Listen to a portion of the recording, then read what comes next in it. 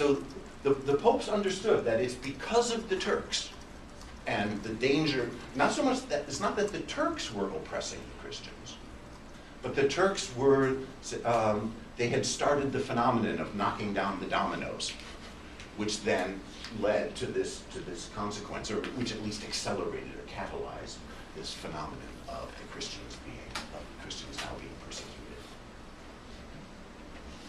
Now, Pascal's letter also mentions that after this crusade ended in 1099 with the sacking of Jerusalem, more on that in a few minutes,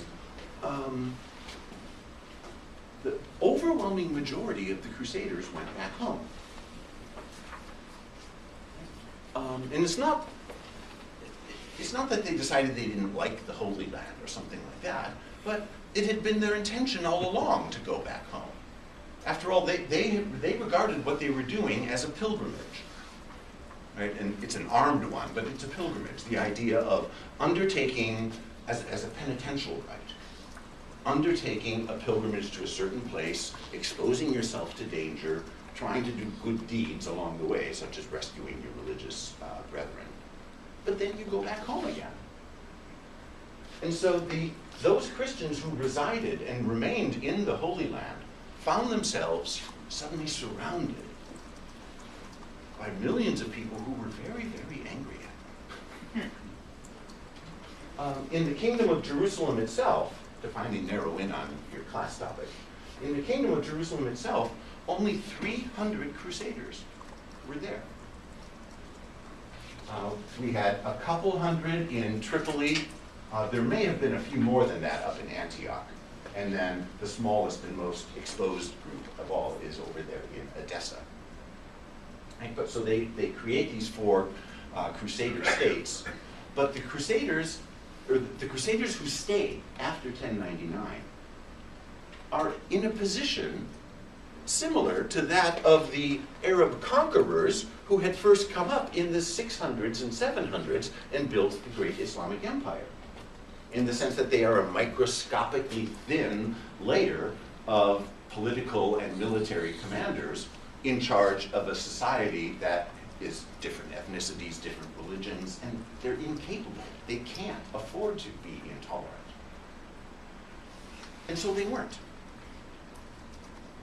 They lacked the formal term for it, the legal term for it, but in essence, the way the Crusaders governed the Crusader states from, let's say, from the year 1100 on, was remarkably similar to the Islamic tradition of Dima, of granting, of recognizing, confirming privileges and rights held by various communities, placing certain restrictions upon them, but the basic idea being, as long as you pay your taxes, and as long as you don't cause trouble, as long as you live in peace, we'll leave you alone.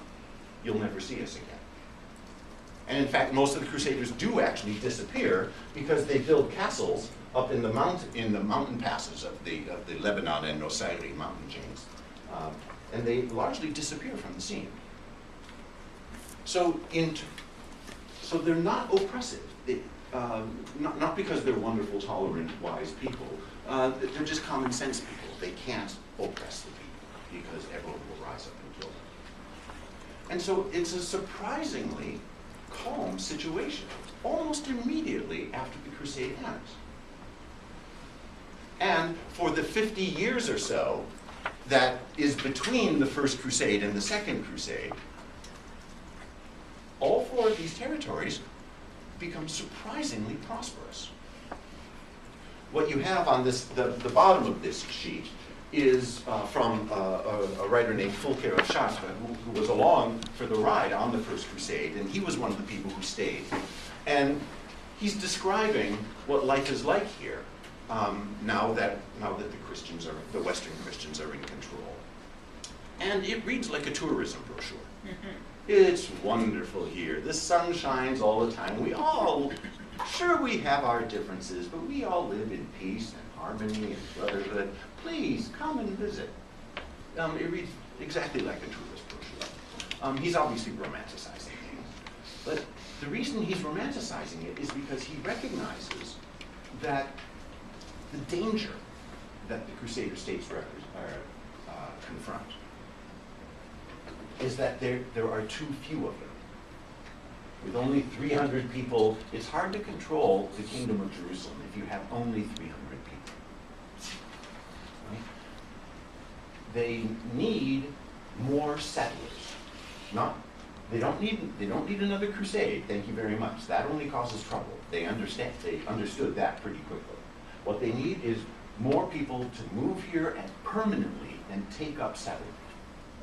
And we see that echoed as well in Pascal II's split. Let those people who were supposed to go but left for whatever reason, let them go back there.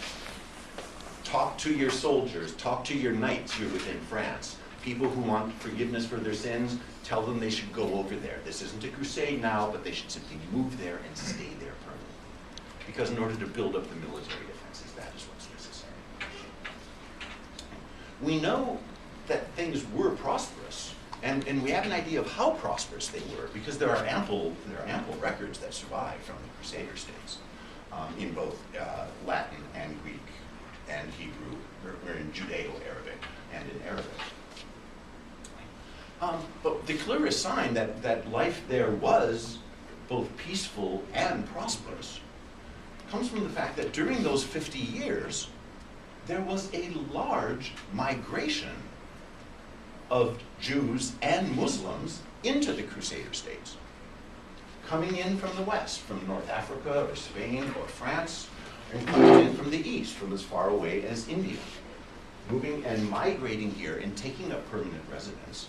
Because as an Arab writer like Ibn Athir mentions, I believe his text has been translated. You could probably find it somewhere.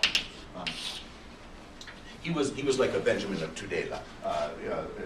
He was a traveler, and he composed a famous travel log, kind of like Marco Polo in another century. And so he's describing what he sees everywhere throughout the Islamic world, and he writes what's almost a poem to the way Muslims, Christians, and Jews get along together here in the Holy Land now. That most people that he spoke to, he said life is better under the Christians than it was when we were under Muslim control. And that is why so many people are migrating